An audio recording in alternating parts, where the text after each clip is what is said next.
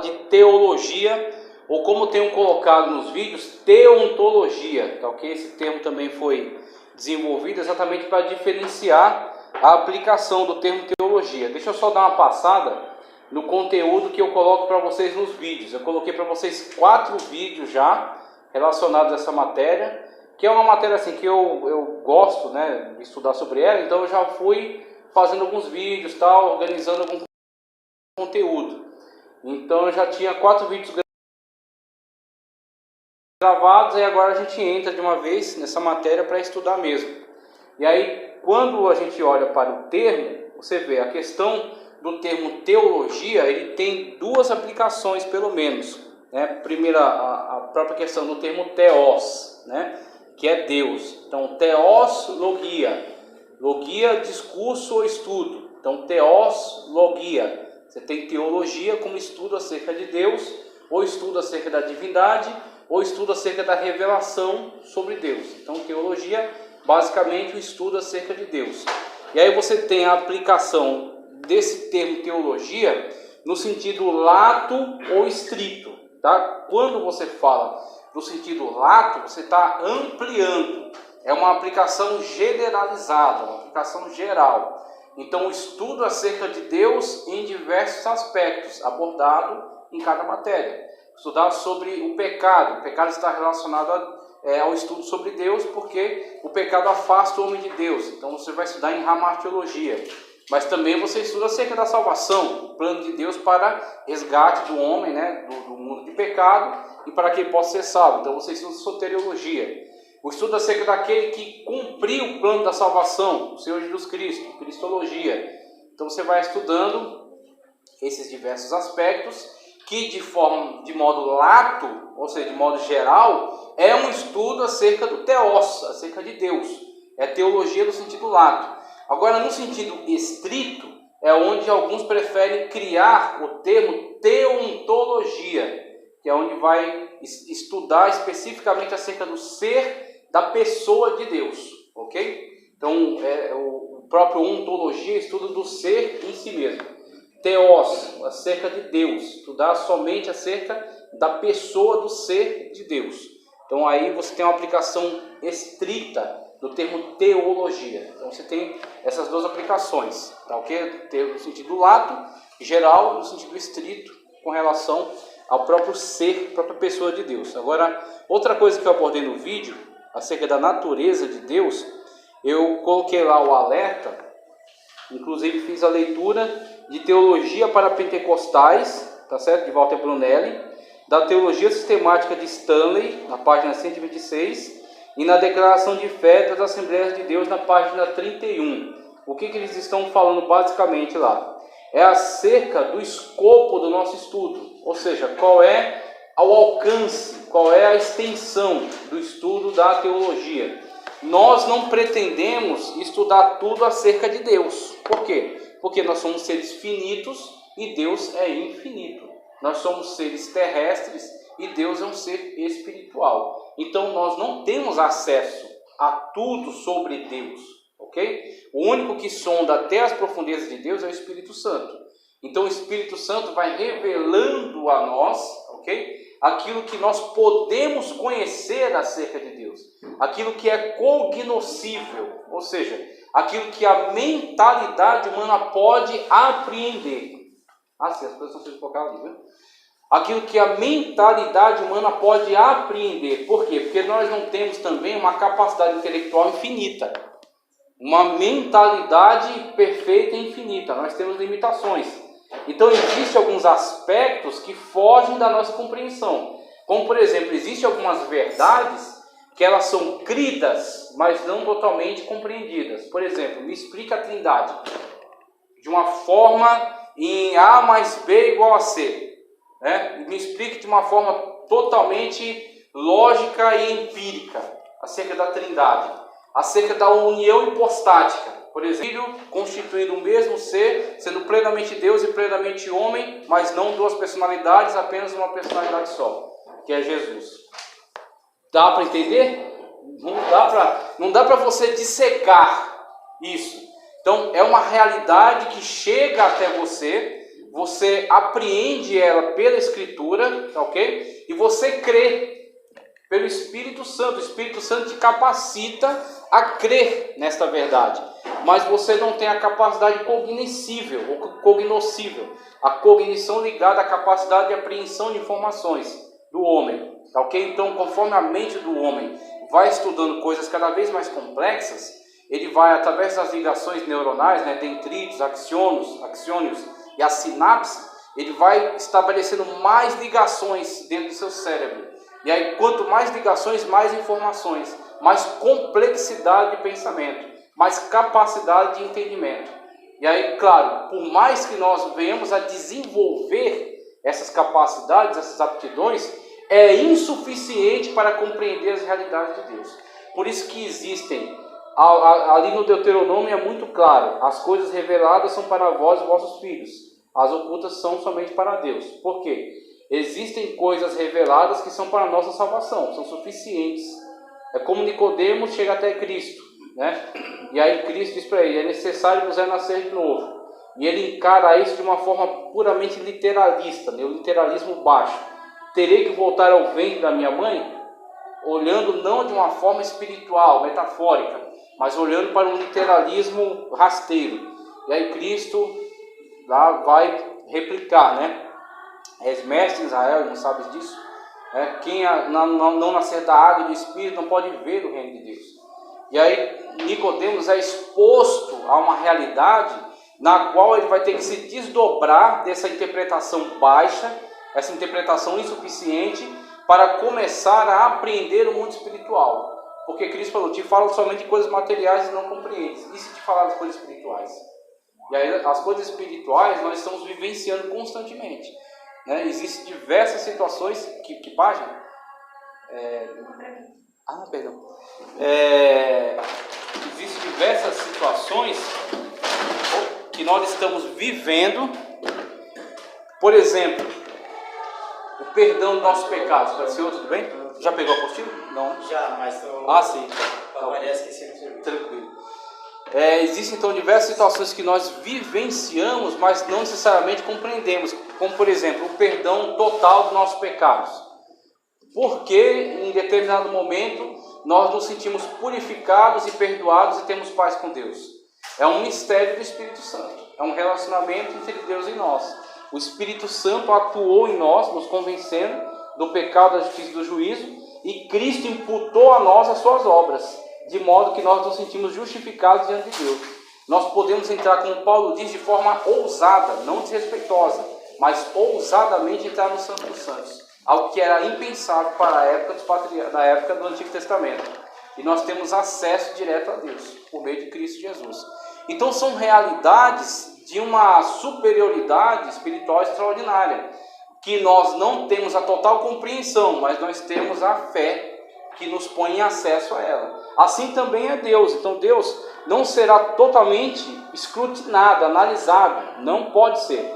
Mas nós vamos pegar os conteúdos que estão presentes na Escritura e nós vamos pegar os dados que estão presentes na natureza e nos colocar diante deles. Para, analisando essas informações, nós podemos ter uma orientação, uma bússola para a maneira pela qual nós podemos entender acerca de Deus, né? Aquilo que Deus revela para nós, aquilo que Deus permite que nós venhamos saber. Então eu coloquei isso aí, a natureza de Deus, coloquei também acerca da revelação de Deus. Então Deus tem uma revelação subjetiva ou natural, tá ok? Então você tem a revelação subjetiva e a revelação natural. Na revelação subjetiva, você tem alguns aspectos da antropologia humana que são constatações da realidade de Deus. Então é a revelação subjetiva. Por exemplo, uma coisa subjetiva é tristeza. É um sentimento, não é? Só que ela está ligada a uma perda, talvez, ou um afastamento material de uma pessoa que existe e com a qual você não tem mais contato, por exemplo. Pai do Senhor, tudo bem? Pai do Senhor, bem-vindas. Então, devido a esse afastamento, ou até essa perda da pessoa, né, pela morte talvez, vai gerar em você algo subjetivo. Chama-se tristeza. Então você não pega na tristeza, você não aperta a mão da tristeza, nem você diz para a tristeza, vai dar um passeio, depois você volta. Ela é um sentimento. Ela está ligada a você, você sente, está presente a você, mas é subjetivo, ok? Então temos alguns aspectos que, mesmo sendo subjetivos, são muito reais, são muito verdadeiros. E são alguns aspectos que nos falam fortemente acerca de Deus. Como, por exemplo, aqui, viu? A sua e a da Júcia. Obrigado, hein? Ô, meu Deus, pode ser tudo bem? Tudo bom? Deus, tudo bom? Vai pegar já a apostila? Isso. Aqui, ó, tá na mão. Pode estar no final. Tá ok? Todos bem, meus irmãos? Amém. Fica à vontade, viu? Então, dentro dessa pegada subjetiva, dessa revelação acerca de Deus, através desse aspecto antropológico, você tem no âmbito da moral, tá certo? Ali no quadro, você tem moral, tradicional e emocional. Então, moral, a moralidade humana. A moralidade humana, tá certo? Ela é um traço, ela é um sinal da presença da consciência. E essa consciência oriunda de Deus através dos atributos comunicáveis. Então Deus tem atributos incomunicáveis e atributos comunicáveis. Dentre os incomunicáveis, aquilo que é peculiar à sua natureza, à natureza do seu ser. Vai, senhor, tudo bem? Aqui, ó. Por exemplo, Deus, ele não tem princípio nem fim. Ele é um ser autocriado. Ele não foi criado por ninguém. Ok? Ele é o princípio de toda a criação. Como ele mesmo se define, eu sou o que sou, ou sou o que eu tenho sido, ou eu sou por mim mesmo. Então, características próprias, por quê? Porque somente Deus detém essa característica. Todos aqueles que existem foram criados, têm um princípio e terão um fim. Por mais que se estenda, né? E aí a sua existência pode ser estendida indeterminadamente.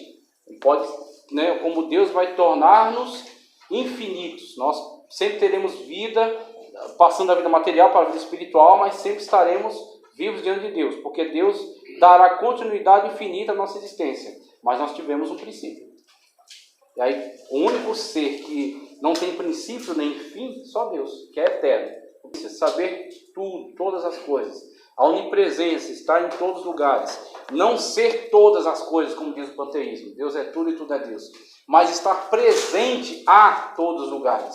E aí nós temos a onipresença, que é um atributo incomunicável. Agora, atributos comunicáveis. O amor de Deus, por exemplo. Deus é amor, só que ele é sumo amor.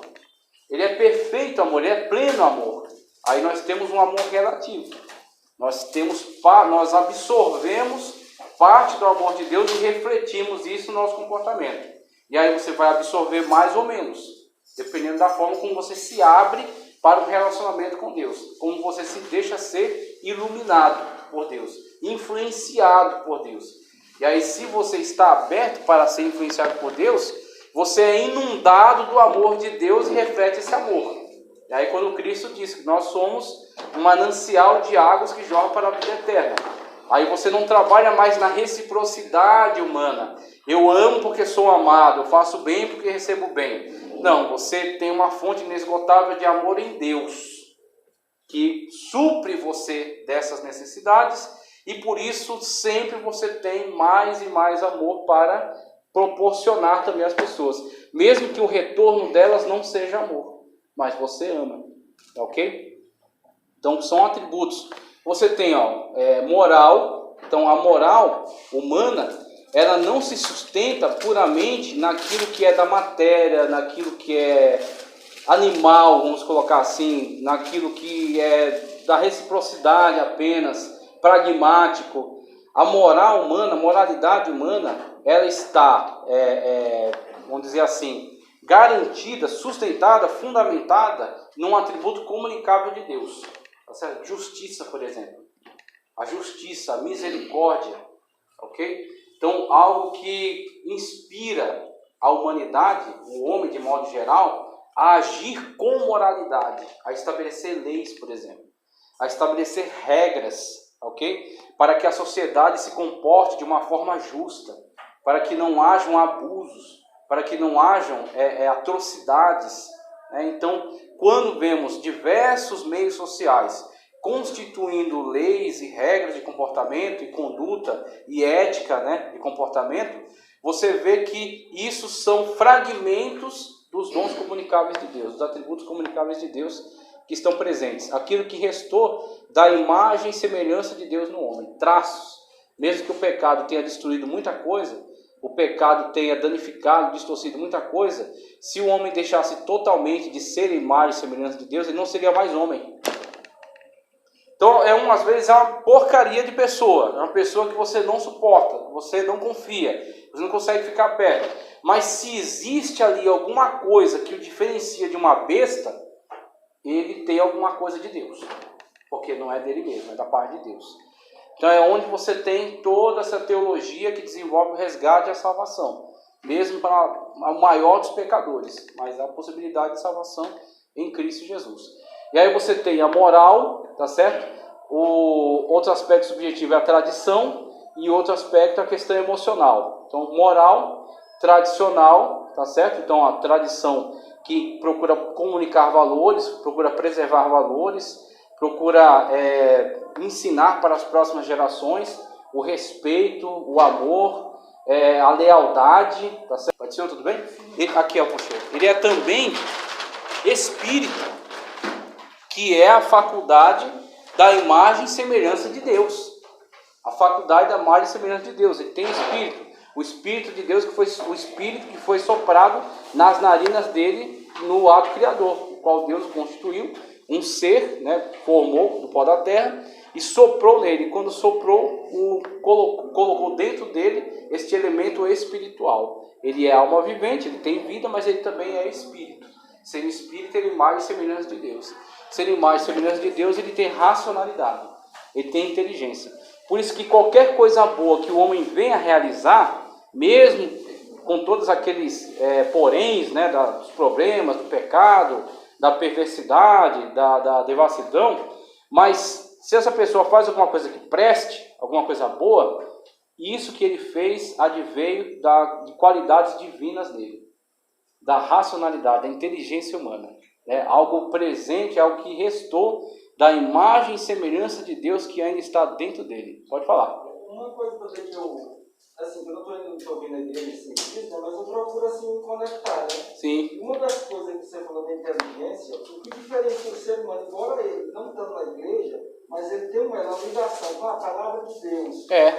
Ali ele vem saber, olha, Deus diferencia ele dos demais. Ele continua vivenciando a espiritualidade. Então, talvez ele não esteja podendo frequentar o culto, praticar a liturgia, estar em comunhão, né? Praticar a comunhão com os irmãos. Foi impedido por alguma coisa. Mas ele continua praticando a espiritualidade. E ele continua buscando ter contato com Deus. Ele conversa com Deus pela oração. Ele se prostra para adorar a Deus. Né? Os animais, por exemplo, como é que os animais louvam a Deus? Com a sua própria existência. Então o passarinho canta, é para a glória de Deus. O sol, né, a terra gira em torno do sol, no movimento de translação, de rotação em torno do seu eixo, é para a glória de Deus, porque ele é o Criador de todas essas coisas. Então a natureza, né, no seu mecanismo de funcionamento, é louvor para Deus. Agora, diferentemente da natureza, com esses movimentos naturais, né, o homem, ele se destaca para adorar a Deus de uma forma espiritual, uma forma subjetiva. Ele dialoga com alguém que não é uma presença material, não é uma matéria. E aí, por isso, a idiotice da idolatria, de se prostrar diante de um objeto. E a grandiosidade da adoração racional, como Paulo exige em Romanos, prestar a Deus um culto racional. Um culto racional é também um culto espiritual. Um culto espiritual é também um culto inteligente, porque reconhece que Deus está acima de qualquer representação. Deus não pode ser representado por esta vasilha aqui de petróleo, né, plástico, que está contendo um pouco de álcool aqui. Então Deus isso é muito pouco para representar a Deus. Ou talvez um objeto de ouro, de diamantes ou de pedras preciosas, mesmo assim é muito pouco para representar a Deus. Então Deus é espírito. E como ele disse para a mulher samaritana, não é nem em Jerusalém nem no Gerizim, mas importa que os que adoram a Deus o adorem em espírito e em verdade. seja, com sinceridade, com verdade, com inteireza de ser, né? E em espírito, porque ele é espírito, e ele não pode ser representado por qualquer tipo de objeto. Por isso que é sempre uma idiotice qualquer tipo de amuleto, qualquer tipo de representação material, representação física, como algumas igrejas têm cedido a essa pressão pelo fetiche, né? Por ter um objeto sagrado, ter um objeto detentor de poder. Aí pega uma rosa, diz que ela está consagrada, pega um tijolo, diz que o tijolo foi orado por ele, foi ungido,